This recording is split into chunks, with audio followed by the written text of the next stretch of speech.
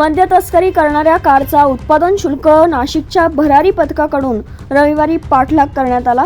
यावेळी पथकाच्या वाहनाला तस्कराच्या क्रेटा कार चालकने धडक देत उडवली। यात पथकाचे वाहन चालक कैलास कसबे यांचा मृत्यू झाला।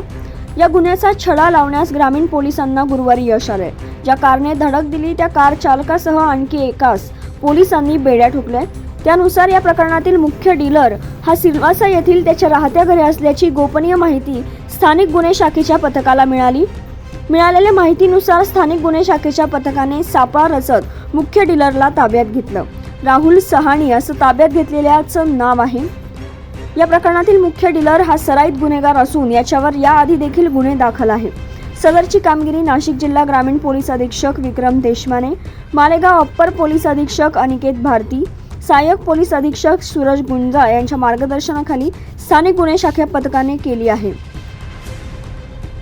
Bureau report 9 news Maharashtra, Nashik.